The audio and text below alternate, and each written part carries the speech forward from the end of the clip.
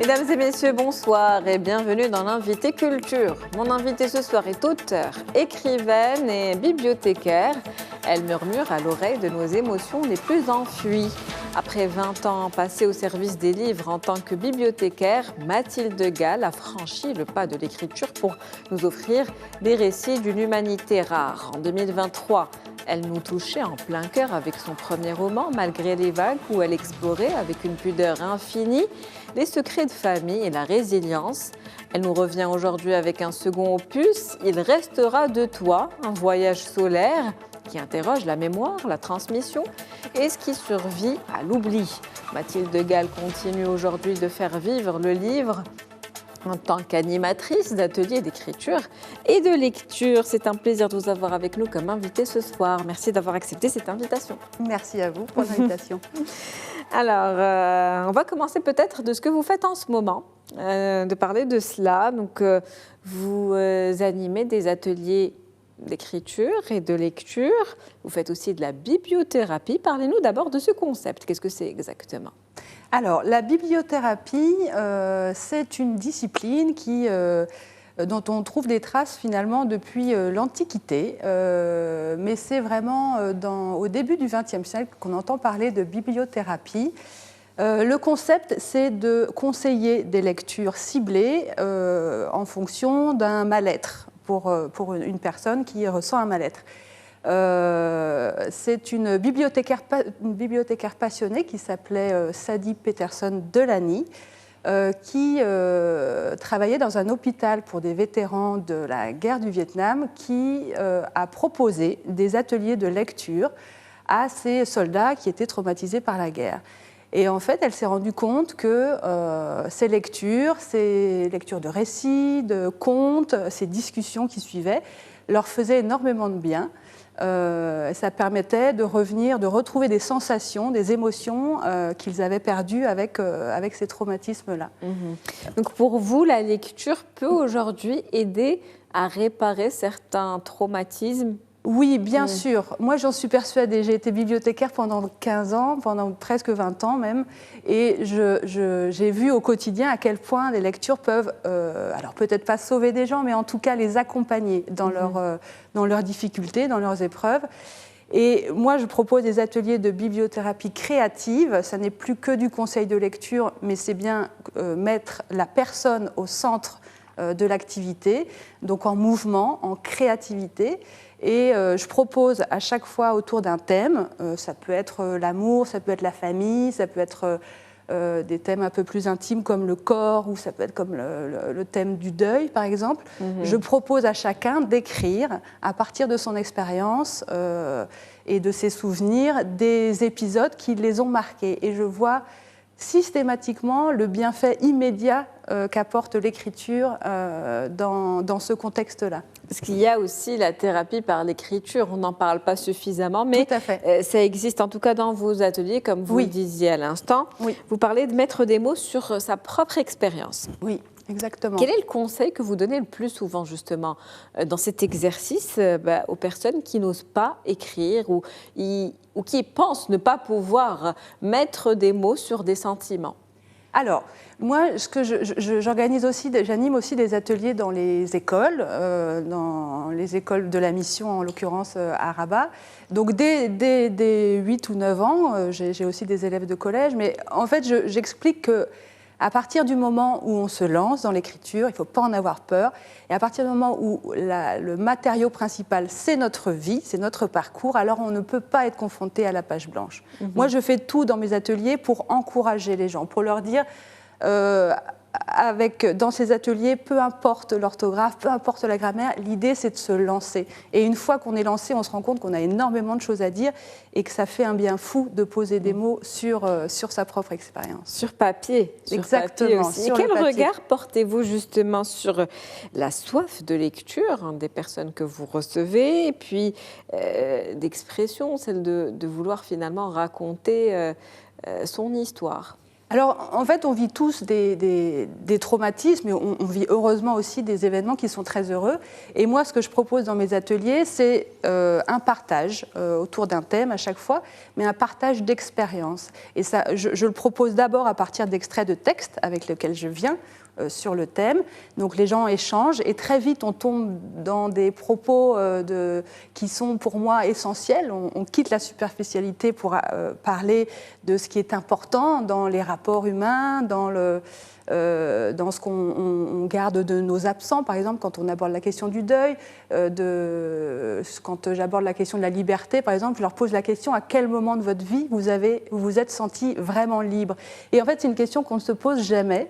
Et quand on prend le temps de le faire, alors on retrouve des tournants de vie qui méritent d'être racontés. D'abord, ça peut être à l'oral, et puis après, je les encourage évidemment à le faire ensemble par écrit. Et puis, comment ça se passe une fois que tout le monde a écrit son propre texte?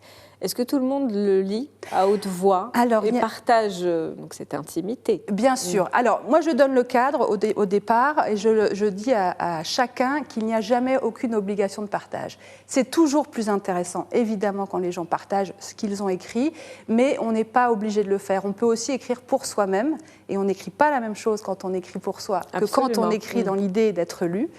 Mais quand les gens partagent, à la fin des ateliers, il y a quelque chose vraiment, moi, je trouve, d'assez magique à entendre sur un même thème des expériences tout à fait diverses et souvent riches en émotions d'ailleurs. Ça apporte une sorte de... J'en doute pas. Ah ouais, c'est assez magique. Je pense qu'il y a une certaine intimité qui doit se créer autour de ce cercle qui peut être momentanée, spontanée, et qui doit être différente de toute autre relation dans la vie qu'on pourrait avoir avec nos amis ou notre famille. Peut-être qu'il y a cette mise à nu qui se fait avec des étrangers, ce qui est très particulier comme expérience. Tout à fait. C'est très souvent le cas. Les gens souvent ne se connaissent pas. Et le fait de les questionner à partir d'extraits de texte, toujours sur leur vécu, il y a une sorte de confiance qui se crée. C'est aussi mon travail, moi, de mettre les gens en confiance. Mais il y a quelque chose de très spontané à se raconter. Et alors, il y a une écoute, une bienveillance toujours. Ça aussi, c'est quelque chose que je rappelle au départ. On est bienveillant avec les autres, évidemment, mais aussi avec soi-même quand on écrit. Et on a tout de suite l'impression qu'il y a des connexions qui se font dans ce qui est raconté. Ça résonne parfois avec sa propre expérience. Et les gens se quittent après 1h30, 2 heures d'atelier avec la sensation déjà de mieux se connaître. Et parfois sur des sujets qui sont très intimes. Et moi, je trouve que c'est très agréable d'être témoin de ça. Mais est-ce qu'ils se retrouvent ou c'est dans l'idée de se voir à ce moment-là pour partager ce moment et ne plus jamais se revoir peut-être? Alors, moi, j'organise des ateliers ponctuellement, mais j'aime organiser des ateliers par cycle de 3 ou 4 séances où là, je garde le même groupe sur 4 séances. Et là, il y a vraiment des choses qui se créent et il y a un laisser-aller qui s'installe au fur et à mesure des séances. Et là, c'est vraiment très intéressant parce que moi, à Bruxelles, quand j'ai organisé ces ateliers, j'ai vu des amitiés se nouer sous mes yeux et des gens qui ont continué de se voir et d'échanger après les ateliers. On va revenir maintenant à votre métier d'écrivain, d'écrivaine, je devrais dire avec eux. Oui, on est écrivaine, on peut. Oui. Alors, vous avez été bibliothécaire, on l'a dit, entre 15 et 20 ans. Oui. Moi, j'avais le chiffre 20, mais vous faites bien de préciser. Ça fait presque 20. Presque 20 ans. Et c'est le temps qu'il vous a fallu avant, en tout cas, de publier votre premier roman. Alors, qu'est-ce qui a fait que vous avez décidé d'écrire vous-même votre propre histoire? Est-ce qu'il y a eu un certain déclic? Est-ce que le fait de vivre entouré des mots des autres a été le moteur peut-être qui vous a poussé à écrire? Racontez-nous cette aventure, cette belle aventure. Alors effectivement, je crois qu'il y a un peu des deux. Moi, je suis une grande lectrice, j'ai lu énormément pendant 20 ans dans le cadre de mon métier de bibliothécaire. Et j'ai vécu en 2011 une épreuve difficile, très difficile, un deuil compliqué parce que j'ai perdu un bébé à la naissance. Et j'ai participé à un atelier d'écriture à ce moment-là. Et au cours de cet atelier, j'ai compris à quel point l'écriture pouvait être thérapeutique. Alors effectivement, moi je ne voulais pas faire un livre de développement personnel, je ne voulais pas raconter mon histoire, mais je me suis inspirée de ce drame-là pour en faire un roman, parce que moi, c'est le support que je préfère, le genre que je préfère. Donc, j'ai raconté une histoire de famille et comment ce drame-là pouvait impacter, ce drame qui est un sujet assez tabou dans la société. J'avais envie d'en parler et comment ce drame-là touche une famille et tous les membres d'une famille de manière différente et comment aussi les membres de cette famille peuvent être source de soutien et de reconstruction après un drame comme celui-ci. En tout cas, quels que soient les romans que vous avez écrits, que ce soit le premier ou le deuxième, c'est toujours centré autour de la famille. Oui. Et c'est important pour vous, c'est l'épicentre. Oui. Moi, je trouve que la famille, c'est un lieu où il y a énormément de choses à raconter, il y a énormément de complexité dans les relations, que ce soit entre les parents, dans une fratrie, les frères, les sœurs. Il y a beaucoup de... Il y a des choses qui sont très universelles et puis en même temps, chaque famille est différente. Mais je trouve que c'est une source d'inspiration qui est sans fin finalement. En tout cas, c'est le meilleur laboratoire pour mener une réflexion sur l'âme humaine. Tout à fait. Dans votre second roman, on suit l'adolescente Camille et son grand-père Joseph. Est-ce que c'était un défi de mettre en scène deux personnages qui appartiennent à des temporalités qui sont, on va dire, différentes ? Alors, en fait, ce personnage de Joseph, qu'on retrouve dans le premier roman, à 85 ans, commence à montrer des signes de faiblesse et notamment à des trous de mémoire. De plus en plus, il cherche ses mots et ses enfants s'inquiètent. Et sa petite fille, Camille, qui a 16 ans, écrit elle aussi son journal intime, comme je conseille aux élèves auprès desquels j'anime des ateliers d'écriture. C'est quelque chose que je leur conseille de faire quotidiennement. Et cette Camille, elle raconte comme un fil rouge au cours de l'histoire comment elle vit ce grand-père avec lequel elle a une relation très privilégiée, comment cette relation s'abîme évidemment, mais comment les sentiments, l'attachement perdurent malgré la maladie d'Alzheimer qui s'installe chez Joseph. En fait, vous parlez de l'oubli sans tomber dans la tristesse. Exactement, j'avais vraiment souci, parce que c'est un thème qui évidemment fait peur, mais comme dans le premier, j'avais envie de raconter aussi que quand la mort s'approche, parce que c'est un vrai deuil quand on a un proche comme ça, un papa, un grand-père qui tombe malade. Ça s'appelle le deuil blanc, quand la personne est encore là mais qu'elle disparaît par petites touches.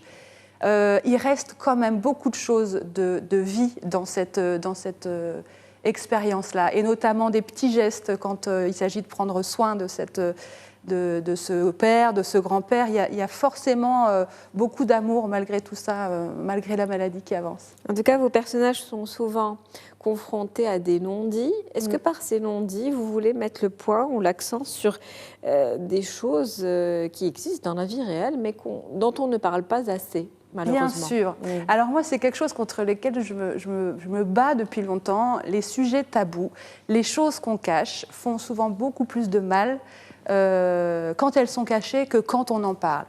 Que ce soit d'ailleurs à l'oral, quand on discute ensemble, ou quand on les pose sur le papier. Moi, je suis persuadée que les choses qui sont dites, écrites, lues, racontées, sont bien plus bénéfiques que quand on les garde pour soi.